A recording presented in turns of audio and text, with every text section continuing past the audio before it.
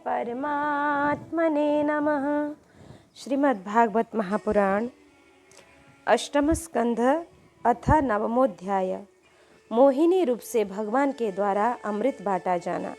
श्री सुखदेव जी महाराज कहते हैं, तेन्योन्यन्त्यसुरा पात्रं हरन्तस् त्यक्त सौहृदः क्षिप्पन्तो तस्य धर्माणा आयान्तिम ददृशुः स्त्रियम्।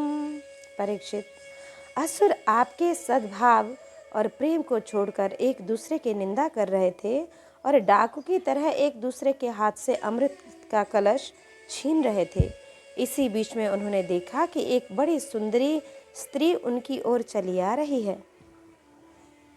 वे सोचने लगे, कैसा अनुपम सौंदर्य है, शरीर में से कितनी अद्भुत छटा छिटक रही है, तनिक इसकी नई उम्र तो देखो बस। अब वे आपस की लाग डांट भूलकर उसके पास दौड़ गए।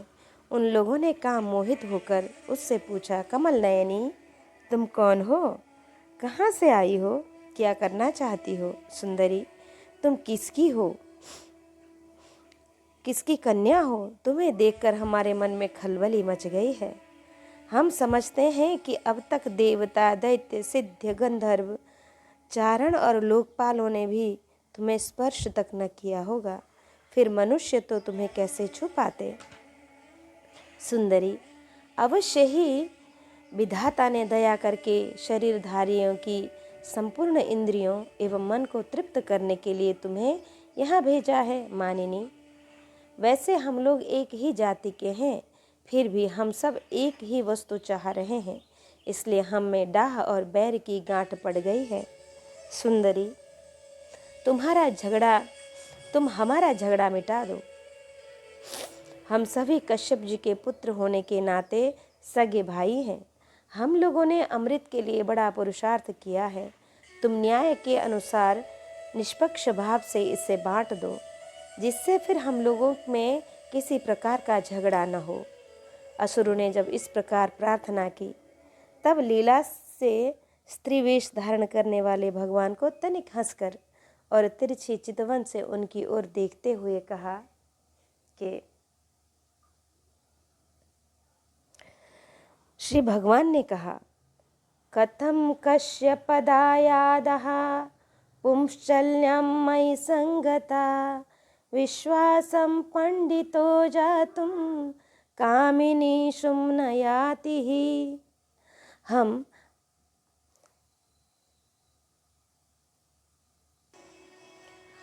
आप लोग महर्षि कश्यप के पुत्र हैं और मैं हूँ कुलटा। आप लोग मुझ पर न्याय का भार क्यों डाल रहे हैं? विवेकी पुरुष स्वेच्छाचारिणी स्त्रियों से कभी मोहित नहीं होते। विवेकी पुरुष स्वेच्छाचारिणी स्त्रियों का कभी विश्वास नहीं करते। दैत्यों, कुत्ते और व्यभिचारिणी स्त्रियों की मित्रता स्थायी नहीं होती। वे दोनों ही सदा नए नए शिकार ढूंढा करते हैं।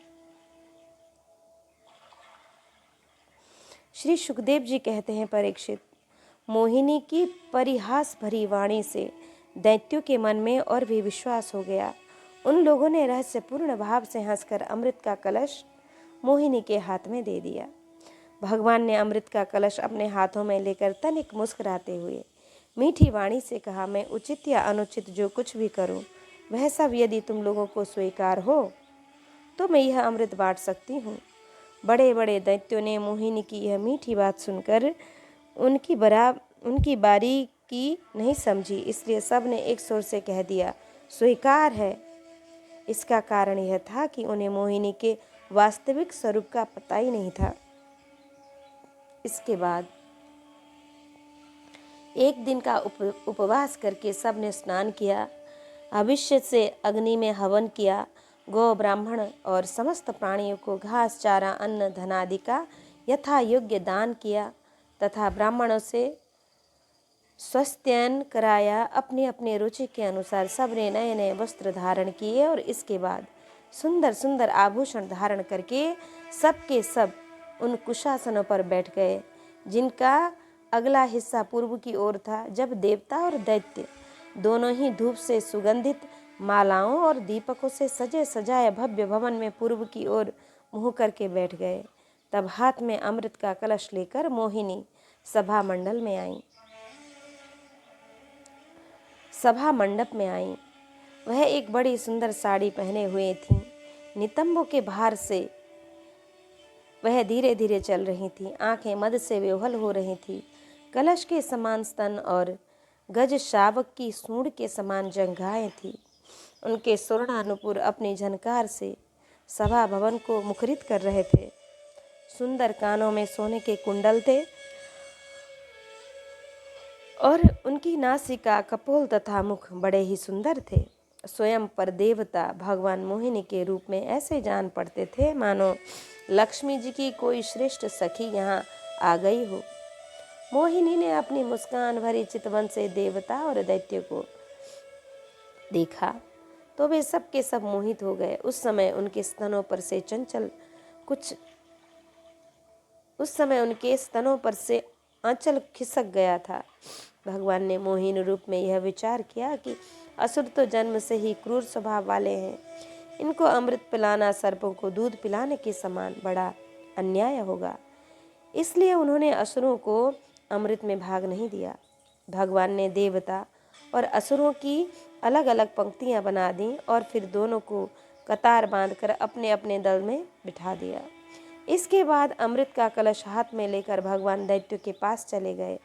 उन्हें हाव भाव और कटाक्ष से मोहित करके दूर बैठे हुए देवताओं के पास आ गए तथा उन्हें वह अमृत पिलाने लगे, जिसे पी लेने पर बुढ़ापे और मृत्यु का नाश हो जाता है। परीक्षित, असुर अपनी की हुई प्रतिज्ञा का पालन कर रहे थे। उनका स्नेह भी हो गया था और वे स्त्री से झगड़ने में अपनी निंदा भी समझते थे, इसलिए वे चुपचाप बैठे रहे।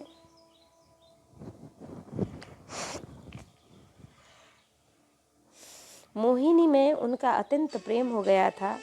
वे डर रहे थे कि उससे हमारा प्रेम संबंध टूट ना जाए। मोहिनी ने भी पहले उन लोगों का बड़ा सम्मान किया था, इससे वे और भी बंध गए थे। यही कारण है कि उन्होंने मोहिनी को कोई अप्रिय बात नहीं कही।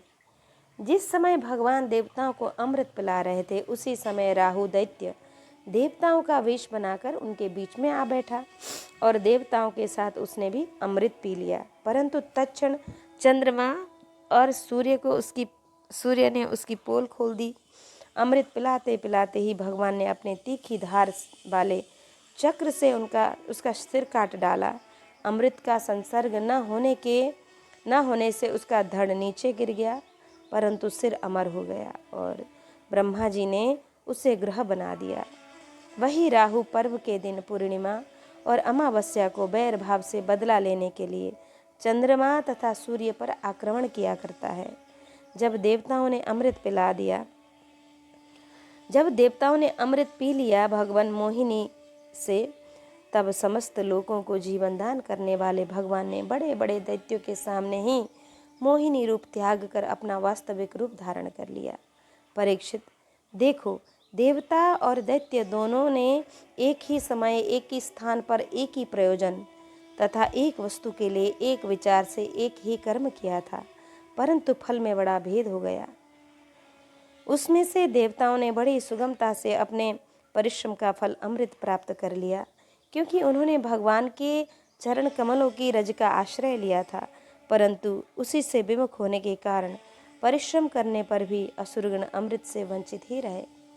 मनुष्य अपने प्राण, धन, कर्म और वाणी आदि से शरीर एवं पुत्र आदि के लिए जो कुछ करता है वह व्यर्थ ही होता है, क्योंकि उसके मूल में भेद बुद्धि बनी रहती है। परंतु उन्हीं प्राण आदि वस्तुओं के द्वारा भगवान के लिए जो कुछ किया जाता है वह सब भेदभाव से रहित होने के कारण अपने शरीर, पुत्र और समस्त संसार के लिए सफल हो जाता है।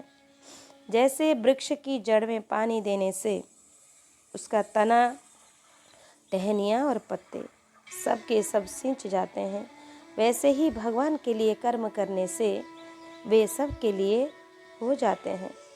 इति श्रीमद्भागवते महापुराणे पारमहंस्यां संहितायामष्टमस्कन्धे अमृतमथने नवमोऽध्यायः। अथ दशमोऽध्यायः। देवासुर संग्राम। श्री सुखदेव जी महाराज कहते हैं, इति दानवदेवै देतेया नाविन्दन्नमृतं नृप युक्तः कर्मणि यत्ताश्च वासुदेव परंगमुखा। परीक्षित, यद्यपि दानवों और दैत्यों ने बड़ी सावधानी से समुद्र मंथन की चेष्टा की थी, फिर भी भगवान के विमुख होने के कारण उन्हें अमृत प्राप्ति नहीं हुई। राजन, भगवान ने समुद्र को मथ कर अमृत पिलाना निकाला और अपने निज जन देवताओं को ही पिला दिया। फिर सबके देखते देखते वे गरुड़ पर सवार हो वहाँ से चले गए। जब दैत्यों ने देखा कि हमारे शत्रुओं को तो बड़ी सफलता मिली, तब वे उनकी बढ़ती सह न सके। उन्होंने तुरंत अपने हथियार उठा लिए और देवताओं पर धावा बोल दिया। इधर देवताओं ने एक तो अमृत पीकर विशेष शक्ति प्राप्त कर ली थी और दूसरे उन्हें भगवान के चरण कमलों का आश्रय था ही। बस वे भी अपने अस्त्र शस्त्रों से सुसज्जित हो दैत्य से भिड़ गए। परीक्षित, क्षीर सागर के तट पर बड़ा ही रोमांचकारी और अत्यंत भयंकर संग्राम हुआ। देवता और दैत्यों की वह घमासान लड़ाई ही देवासुर संग्राम के नाम से कही जाती है। दोनों ही एक दूसरे के प्रबल शत्रु हो रहे थे। दोनों ही क्रोध से भरे हुए थे। एक दूसरे को आमने सामने पाकर तलवार, बाण और अन्य अनेकानेक अस्त्र शस्त्रों से परस्पर में चोट पहुंचाने लगे। उस समय लड़ाई में शंख, तुरही, मृदंग, नगारे, डमरू बड़े जोर जोर से बजने लगे। हाथियों की चिंगाड़, घोड़ों की हिनहिनाहट, रथों की घरघराहट और पैदल सेना की चिल्लाहट से बड़ा कोलाहल मच गया। रणभूमि में रथियों के साथ ही रथी, पैदल के साथ पैदल, घुड़सवारों के साथ घुड़सवार एवं हाथी वालों के साथ हाथी वाले भिड़ गए। उनमें से कोई कोई वीर ऊंटों पर, हाथियों पर और गधों पर चढ़कर लड़ रहे थे, तो कोई कोई गौर मृग, भालू, बाघ और सिंहों पर, कोई कोई सैनिक गिद्ध, कंक, बगुले, बाज और भास पक्षियों पर चढ़े हुए थे, तो बहुत से तिमिंगल, मच्छ, सरब, भैंसे, बैल, गैंडे, नील गाय और जंगली सांडों पर सवार थे।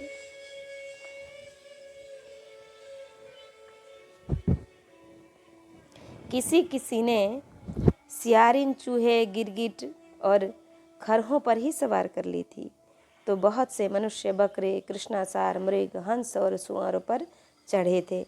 इस प्रकार जल, स्थल एवं आकाश में रहने वाले तथा देखने में भयंकर शरीर वाले बहुत से प्राणियों पर चढ़कर कई दैत्य दोनों सेनाओं में आगे घुस गए थे। परीक्षित, उस समय रंग बिरंगी पताकाओं, स्फटिक मणि के समान श्वेत छत्रों, रत्नों से जड़े हुए दंड वाले बहुमूल्य पंखों, मोर पंखों, चमरों और वायु से उड़ते हुए दुपट्टों, पगड़ी, कलंगी, कवच, आभूषण तथा सूर्य की किरणों से अत्यंत दमकते हुए उज्ज्वल शस्त्रों एवं वीरों की पंक्तियों के कारण देवता और असुरों की सेनाएं ऐसी शोभायमान हो रही थी, मानो जल जंतुओं से भरे हुए दो महासागर लहरा रहे हों। परीक्षित, रणभूमि में दैत्यों के सेनापति विरोचन पुत्र बलि मय दानव के बनाए हुए वैहायस नामक विमान पर सवार हुए। वह विमान चलने वाले की जहाँ इच्छा होती है वहीं चला जाता था।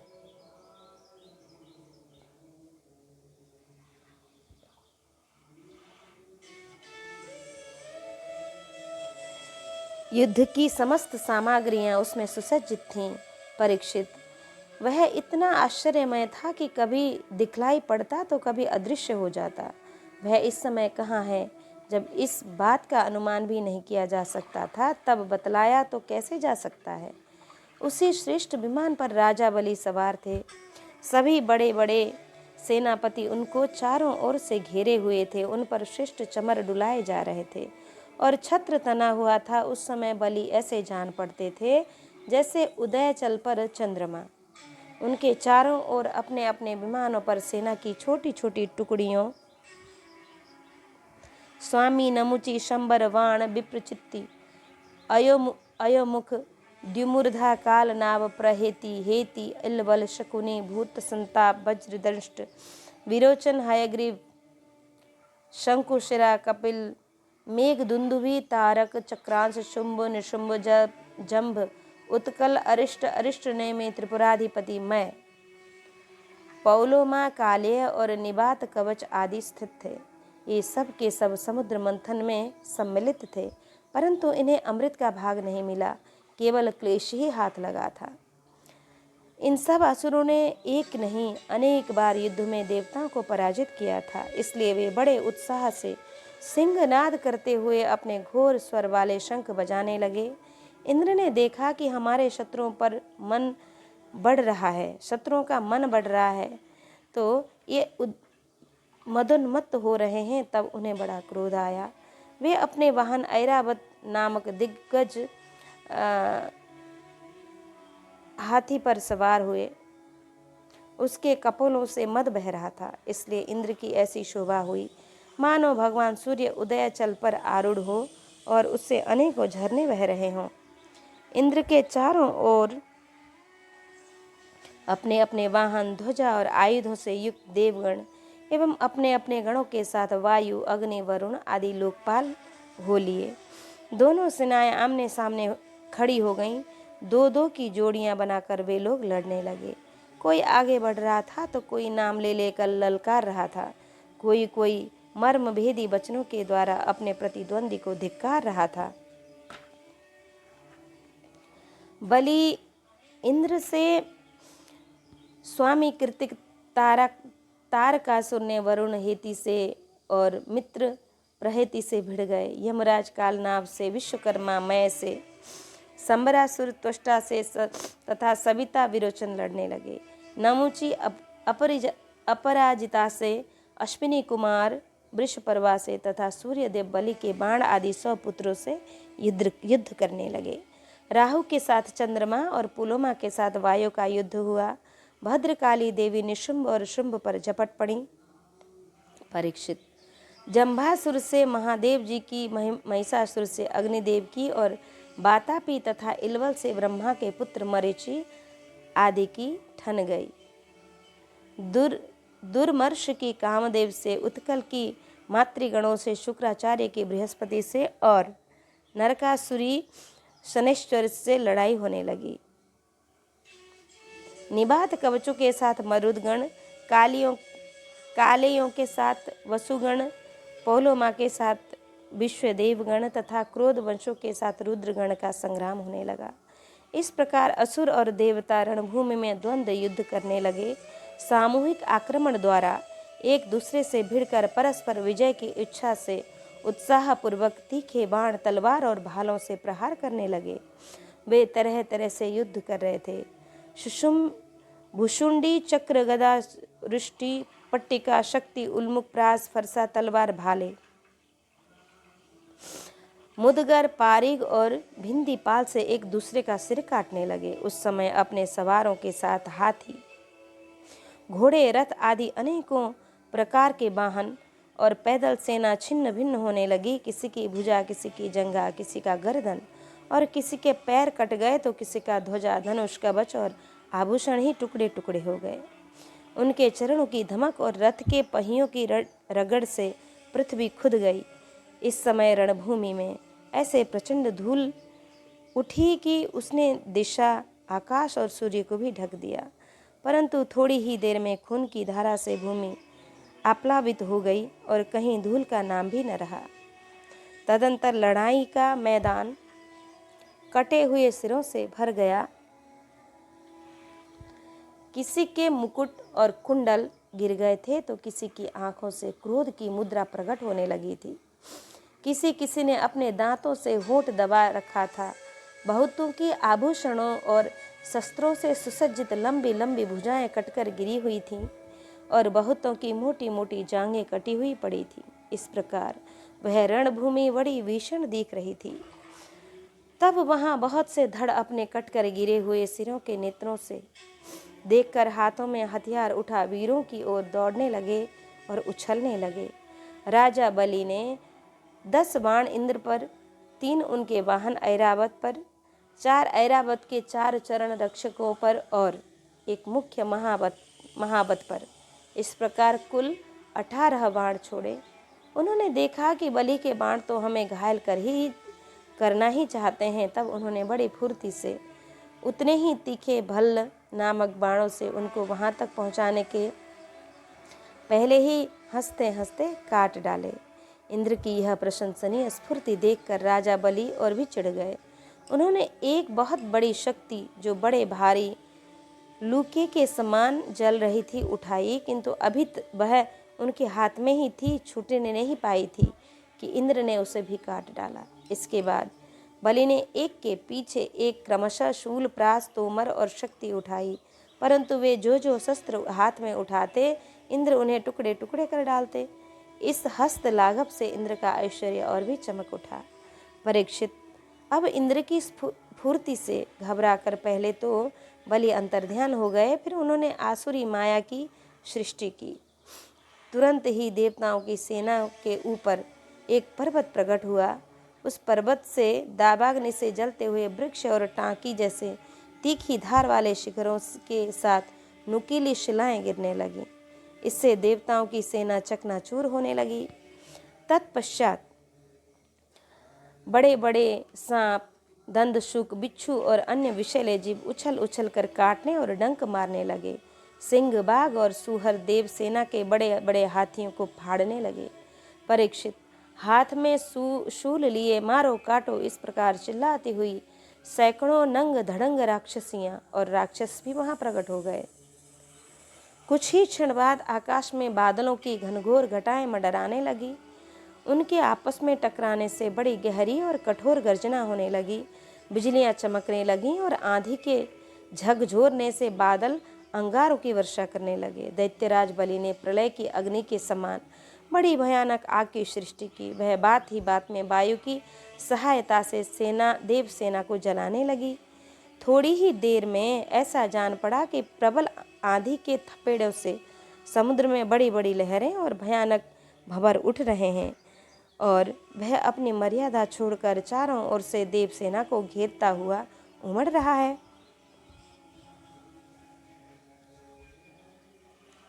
इस प्रकार जब उन भयानक असुरों ने बहुत बड़ी माया की सृष्टि की और स्वयं अपनी माया के प्रभाव से छिपे रहे, न दिखने के कारण उन पर प्रहार भी नहीं किया जा सकता था, तब देवताओं के सैनिक बहुत दुखी हो गए। परीक्षित, इंद्र आदि देवताओं ने उनकी माया का प्रतिकार करने के लिए बहुत कुछ सोचा विचारा, परंतु उन्हें कुछ न सूझा। तब उन्होंने विश्व के जीवनदाता भगवान का ध्यान किया और ध्यान करते करते ही वे वहीं प्रकट हो गए। बड़ी ही सुंदर झांकी थी। गरुड़ के कंधे पर उनके चरण कमल विराजमान थे। नवीन कमल के समान बड़े ही कोमल नेत्र थे। पीताम्बर धारण किए हुए थे। 8 भुजाओं में 8 आयुध, गले में कौस्तुभ मणि, मस्तक पर अमूल्य मुकुट एवं कानों में कुंडल झलमला रहे थे। देवताओं ने अपने नेत्रों से भगवान की इस छवि का दर्शन किया। परम पुरुष परमात्मा के प्रकट होते ही उनके प्रभाव से असुरों की भय कपट भरी माया विलीन हो गई। ठीक वैसे ही जैसे जग जाने पर स्वप्न की वस्तुओं का पता नहीं चलता, ठीक ही है भगवान की स्मृति समस्त विपत्तियों से मुक्त कर देती है। इसके बाद कालनेमी दैत्य ने देखा कि लड़ाई के मैदान में गरुड़ वाहन भगवान आ गए हैं। तब उसने अपने सिंहासन पर बैठे ही बैठे बड़े बड़े वेग से उनके ऊपर एक त्रिशूल चलाया। वह गरुड़ के सिर पर लगने वाला ही था कि खेल खेल में भगवान ने उसे पकड़ लिया और त्रिशूल से उसके चलाने वाले कालनेमी दैत्य तथा उसके वाहन को ही मार डाला। माली और सुमाली 2 दैत्य बड़े बलवान थे। भगवान ने युद्ध में अपने चक्र से उनके सिर भी काट डाले और वे निर्जीव होकर गिर पड़े। तदंतर माल्यवान ने अपनी प्रचंड गदा से गरुड़ पर बड़े वेग के साथ प्रहार किया, परंतु गर्जना करते हुए माल्यवान के प्रहार करते न करते भगवान ने चक्र से उसके सिर को भी धड़ से अलग कर दिया। इति श्रीमद्भागवते महापुराणे पारमहंस्यां संहितायां अष्टमस्कन्धे देवासुरसंग्रामे दशमोऽध्यायः अथ एकादशोऽध्यायः देवासुरसंग्राम की समाप्ति। अथोऽसुरा प्रत्युपलब्धचेतसः परस्य पुंसः परयानुकम्पया जघ्नुर्भृशं शक्रसमीरणादयः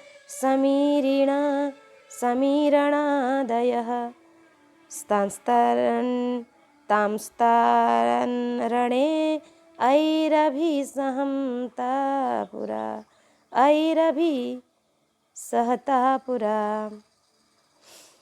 परीक्षित, परम पुरुष भगवान की अहेतु की कृपा से देवताओं की घबराहट जाती रही, उनमें नवीन उत्साह का संचार हो गया। पहले तो इंद्र, वायु आदि देवतागण रणभूमि में जिन जिन दैत्यों से आहत हुए थे, उन्हीं के ऊपर अब वे पूरी तरह से शक्ति प्रहार करने लगे।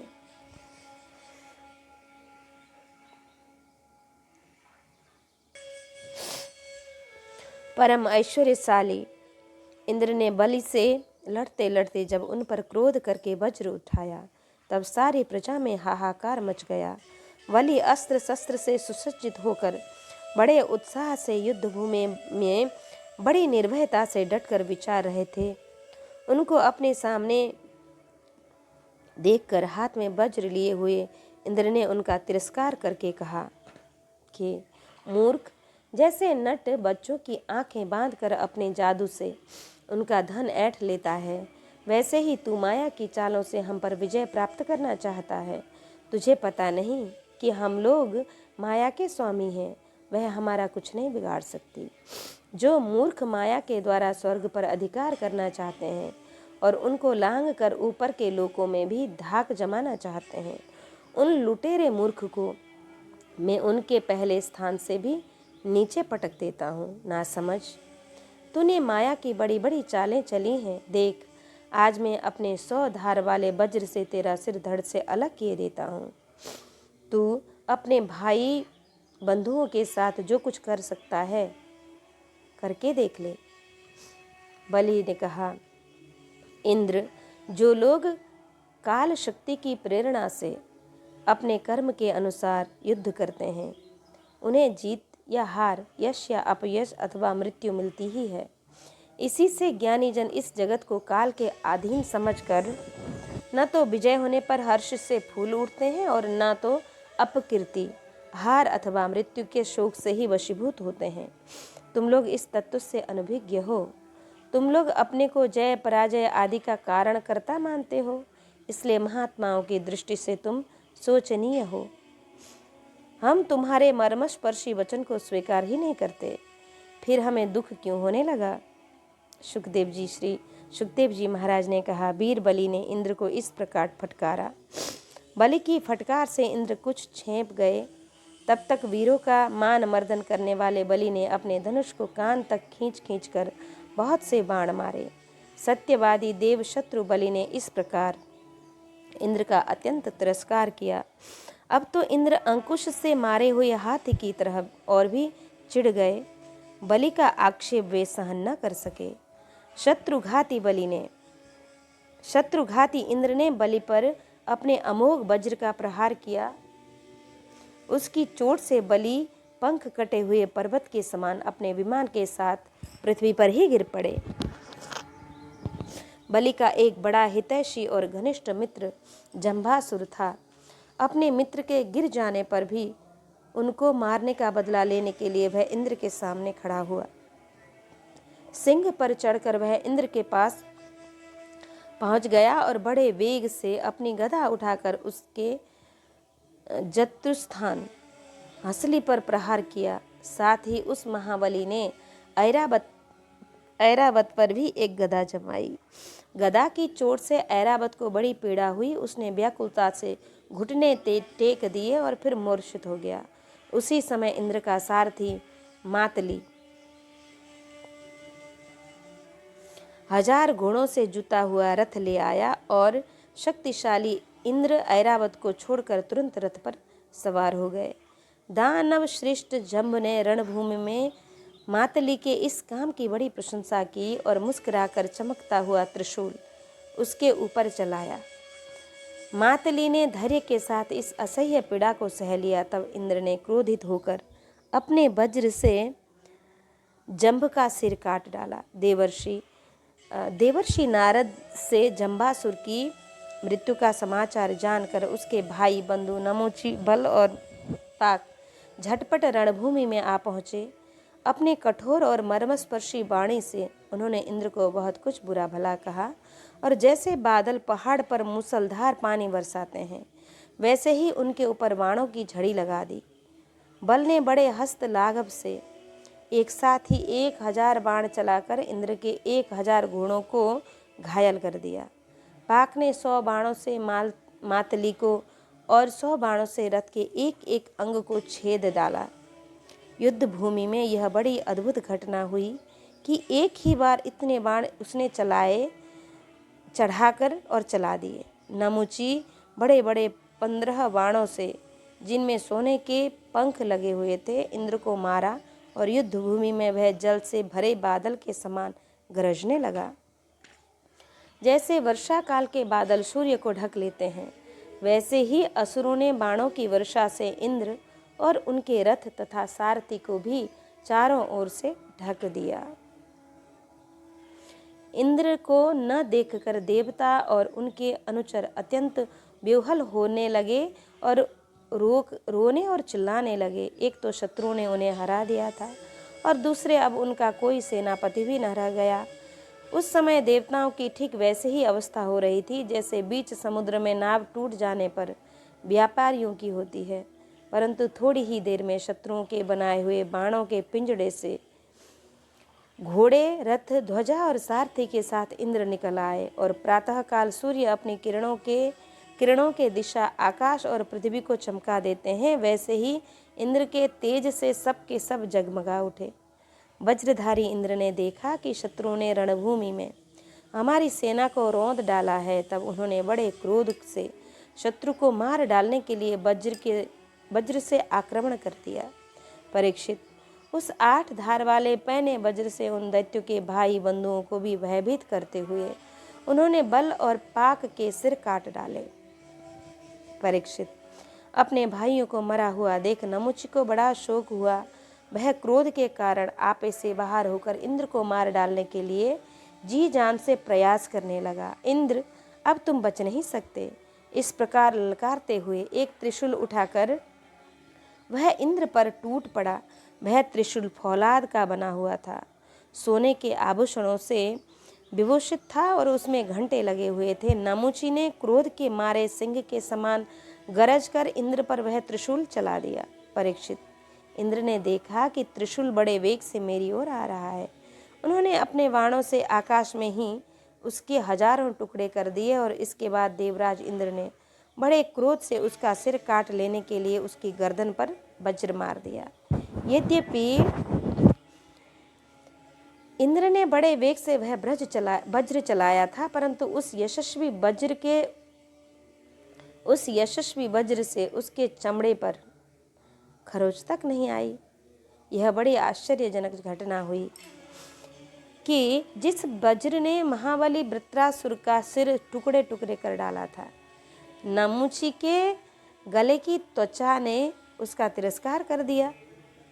जब वज्र नमुची का कुछ न बिगाड़ सका, तब इंद्र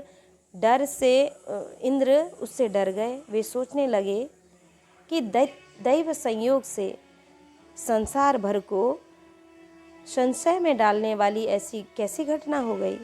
पहले युग में जब ये पर्वत पाखों से उड़ते थे और घूमते फिरते भार के कारण पृथ्वी पर गिर पड़ते थे, तब प्रजा का विनाश होते देखकर इसी वज्र से मैंने उन पहाड़ों की पाखें काट डाली थीं।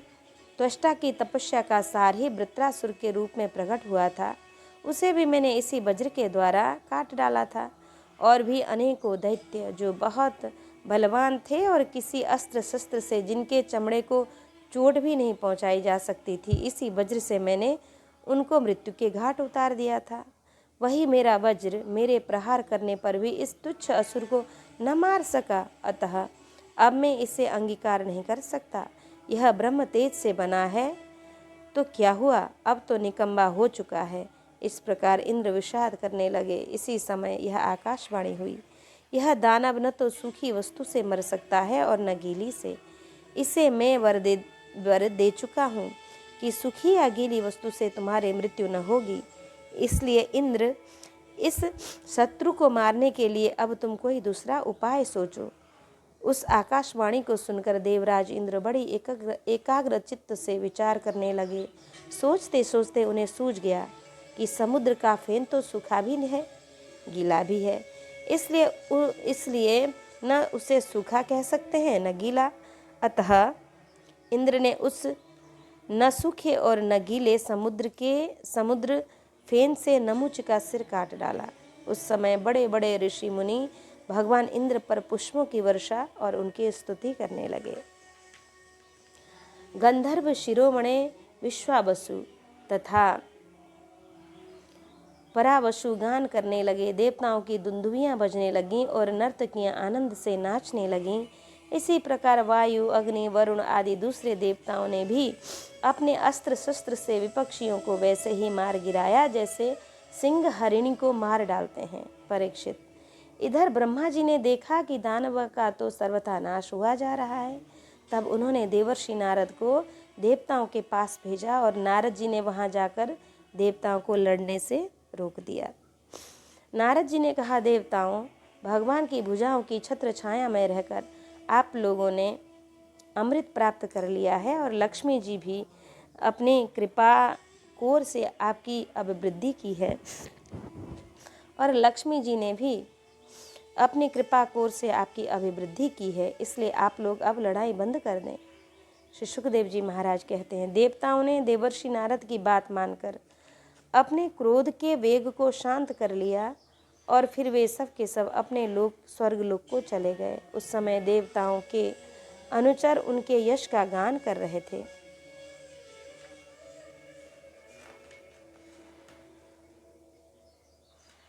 युद्ध में बचे हुए दैत्यों ने देवर्षि नारद की सम्मति से वज्र की चोट से मरे हुए बलि को लेकर अस्ताचल की यात्रा की और वहां शुक्राचार्य ने अपनी संजीवनी विद्या से उन असुरों को जीवित कर दिया जिनके गर्दन आदि अंग कटे नहीं थे, वह बचे थे।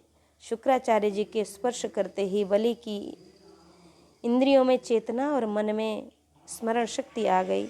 बलि यह बात समझते थे कि संसार में जीवन मृत्यु, जय पराजय आदि उलटफेर होते ही रहते हैं, इसलिए पराजित होने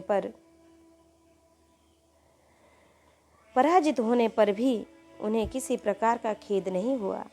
इति श्रीमद्भागवते पारमहंस्यां संहितायाम् अष्टम स्कंधे देवासुर संग्रामे एकादशोऽध्यायः। अथ द्वादशोऽध्यायः।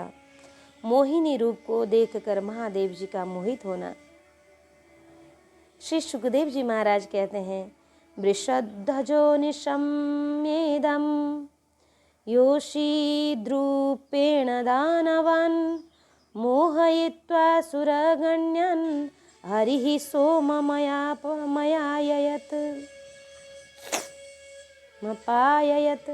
परीक्षित, जब भगवान शंकर ने यह सुना कि श्री हरि ने स्त्री का रूप धारण करके असुरों को मोहित कर लिया और देवताओं को अमृत पिला दिया, तब वे सती देवी के साथ बैल पर सवार होकर समस्त भूत गणों को लेकर वहां आ गए जहां भगवान मधुसूदन निवास करते हैं।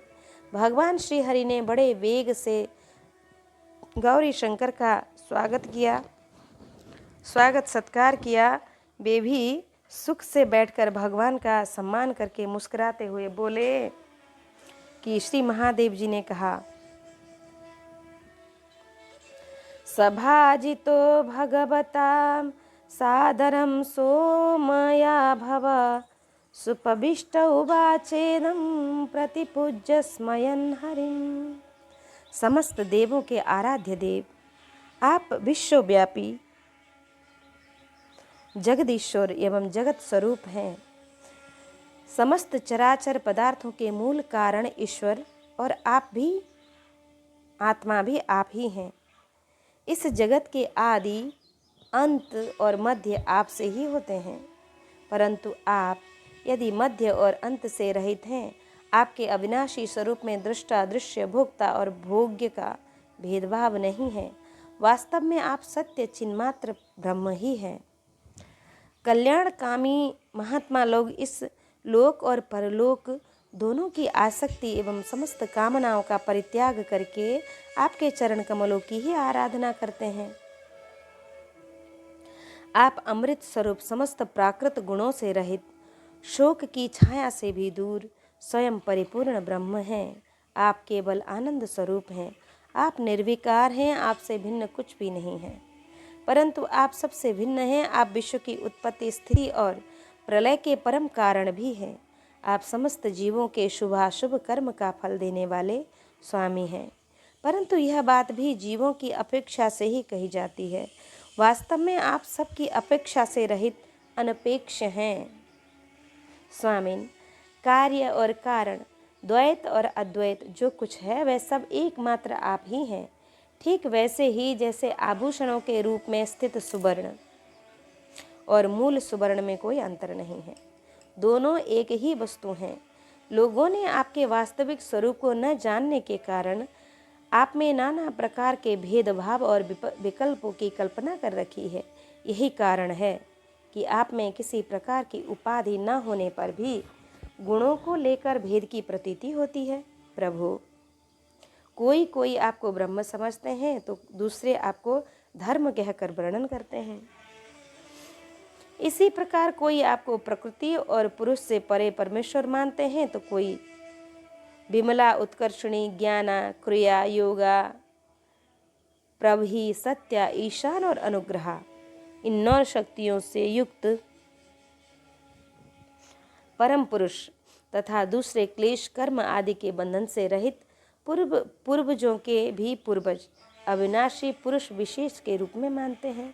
प्रभु, मैं ब्रह्म और मरीचि आदि ऋषि और सत्वगुण की सृष्टि से अंतर्गत हैं।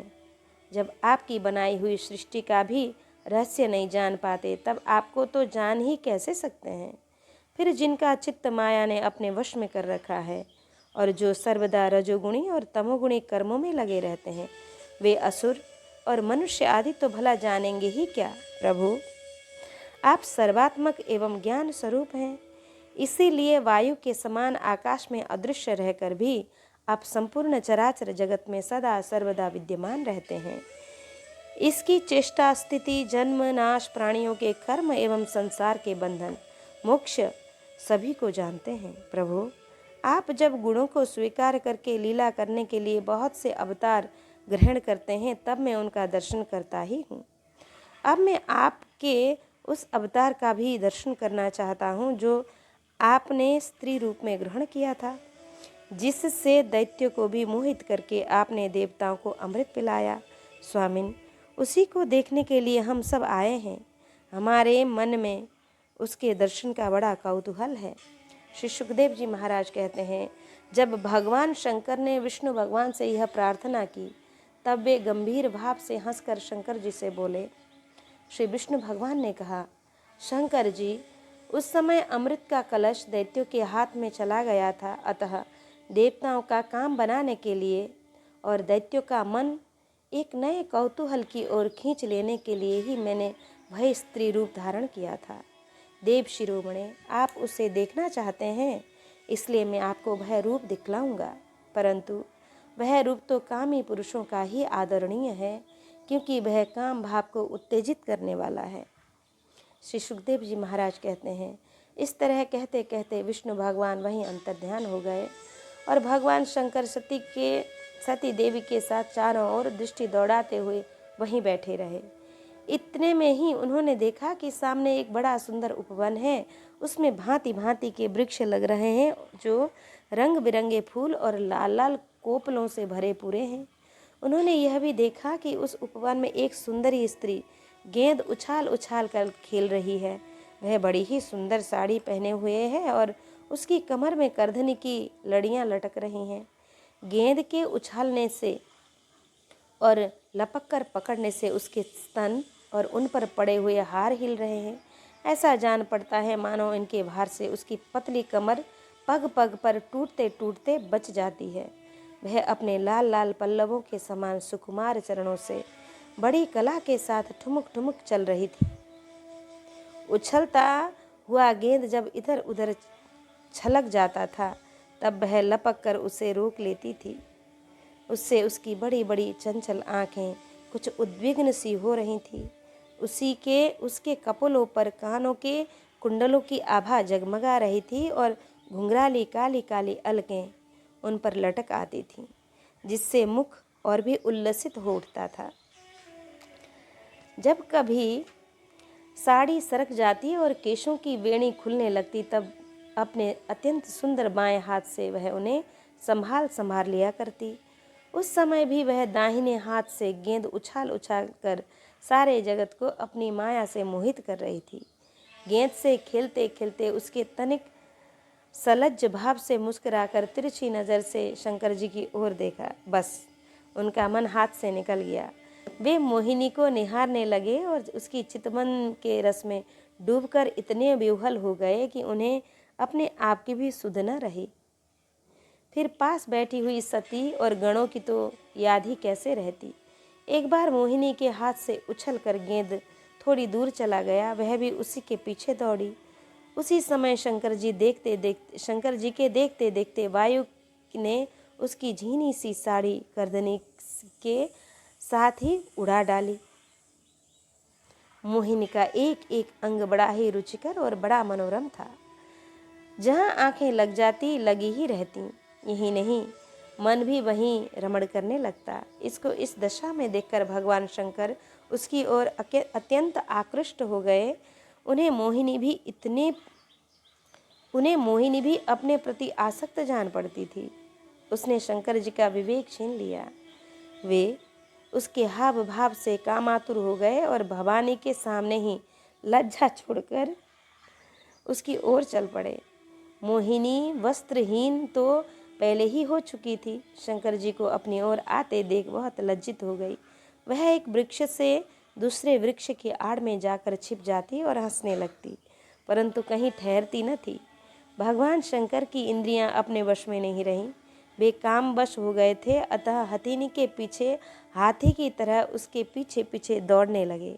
उन्होंने अत्यंत वेग से उसका पीछा करके पीछे से उसका जूड़ा पकड़ लिया और उसकी इच्छा न होने पर भी उसे दोनों भुजाओं में भरकर हृदय से लगा लिया। जैसे हाथी हथिनी का आलिंगन करता है, वैसे ही भगवान शंकर ने उसका आलिंगन किया। वह इधर उधर खिसक कर छुड़ाने की चेष्टा करने लगी। उसी छीना झपड़ी में उसके सिर के बाल बिखर गए। वास्तव में वह सुंदरी भगवान की रची हुई माया ही थी। इससे उसने किसी प्रकार शंकर जी के भुजपाश से अपने को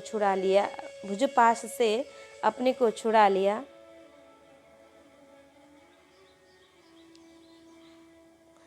और बड़े वेग से भागी। भगवान शंकर भी उन मोहिनी वेशधारी अद्भुत कर्ता भगवान विष्णु के पीछे पीछे दौड़ने लगे। उस समय ऐसा जान पड़ता था मानो उनके शत्रु कामदेव ने इस समय उन पर विजय प्राप्त कर ली है। कामुक हथिनी के पीछे दौड़ने वाले मदोन्मत्त हाथी के समान वे मोहिनी के पीछे पीछे दौड़ रहे थे। यद्यपि भगवान शंकर का वीर्य अमोघ है, फिर भी मोहिनी की माया से वह स्खलित हो गया। भगवान शंकर का वीर्य पृथ्वी पर जहाँ जहाँ गिरा वहाँ वहाँ सोने चांदी की खाने बन गईं। परीक्षित, नदी, सरोवर, पर्वत, वन और उपवन में एवं जहाँ जहाँ ऋषि मुनि निवास करते थे वहाँ वहाँ मोहिनी के पीछे पीछे भगवान शंकर गए थे। परीक्षित, वीर्यपात हो जाने के बाद उन्हें अपनी स्मृति हुई। उन्होंने देखा कि अरे, भगवान की माया ने तो मुझे खूब छकाया है। वे तुरंत उस दुखद प्रसंग से अलग हो गए।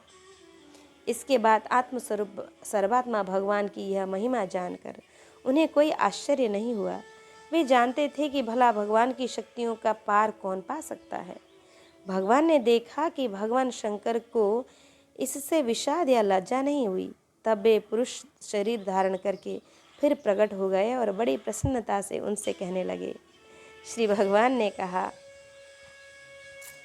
देव शिरोमणे, मेरी स्त्री रूपिणी माया से विमोहित होकर भी आप स्वयं भी अपनी निष्ठा में स्थित हो गए। यह बड़े ही आनंद की बात है।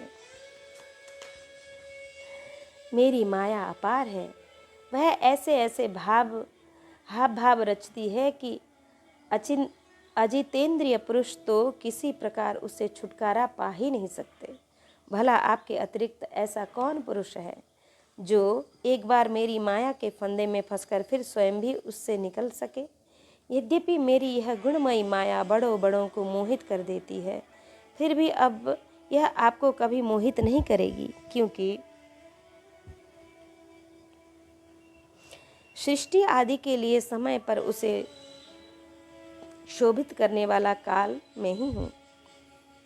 इसलिए मेरी इच्छा के विपरीत वह रजोगुण आदि की सृष्टि नहीं कर सकती। श्री सुखदेव जी महाराज कहते हैं, परीक्षित, इस प्रकार भगवान विष्णु ने भगवान शंकर का सत्कार किया। तब उनसे विदा लेकर एवं परिक्रमा करके वे अपने गणों के साथ कैलाश को चले गए। भरत वंश शिरोमणि भगवान शंकर ने बड़े बड़े ऋषियों की सभा में अपनी अर्धांगिनी सती देवी से अपने विष्णु रूप की अंशभूता माया मही मोहिनी का इस प्रकार बड़े प्रेम से वर्णन किया। देवी, तुमने परम पुरुष परमेश्वर भगवान विष्णु की माया देखी? देखो, यूँ तो मैं समस्त कला कौशल विद्या आदि का स्वामी और स्वतंत्र हूँ, फिर भी उस माया से विवश होकर मोहित हो जाता हूँ। फिर दूसरे जीव तो परतंत्र ही हैं, अतः वे मोहित हो जाएं, इसमें कहना ही क्या है। जब मैं 1000 वर्ष की समाधि से उठा था, तब तुमने मेरे पास आकर पूछा था कि तुम किसकी उपासना करते हो। वे यही साक्षात सनातन पुरुष हैं। न तो काल ही इन्हें अपनी सीमा में बांध सकता है और न वेद ही इनका वर्णन कर सकता है। इनका वास्तविक स्वरूप अनंत और अनिर्वचनीय है। श्री सुखदेव जी महाराज कहते हैं, परीक्षित, प्रिय परीक्षित, मैंने विष्णु भगवान की यह ऐश्वर्यपूर्ण लीला तुमको सुनाई, जिसमें समुद्र मंथन के समय अपनी पीठ पर मंदराचल धारण करने वाले भगवान का वर्णन है। जो पुरुष बार बार इसका कीर्तन और श्रवण करता है, उसका उद्योग कभी और कहीं निष्फल नहीं होता, क्योंकि पवित्र कीर्ति भगवान के गुण और लीलाओं का गान संसार के समस्त क्लेश और परिश्रम को मिटा देने वाला है। दुष्ट पुरुषों को भगवान के चरण कमलों की प्राप्ति कभी नहीं हो सकती। वे तो भक्ति भाव से युक्त पुरुष को ही प्राप्त होती है। इसी से उन्होंने स्त्री का माया रूप धारण करके दैत्यों को मोहित किया और अपने चरण कमलों के शरणागत देवताओं को समुद्र मंथन से निकले हुए अमृत का पान कराया। केवल इन्हीं की बात नहीं, चाहे जो भी उनके चरणों की शरण ग्रहण करते हैं, वे उसकी समस्त कामनाएं पूर्ण कर देते हैं। मैं उन प्रभु के चरण कमलों में नमस्कार करता हूँ। इति श्रीमद्भागवते पारमहंस्यां संहितायां अष्टमस्कन्धे शङ्करमोहनं नाम 12ोऽध्यायः। कृष्णाय वासुदेवाय हरये परमात्मने प्रणतक्लेशनाशाय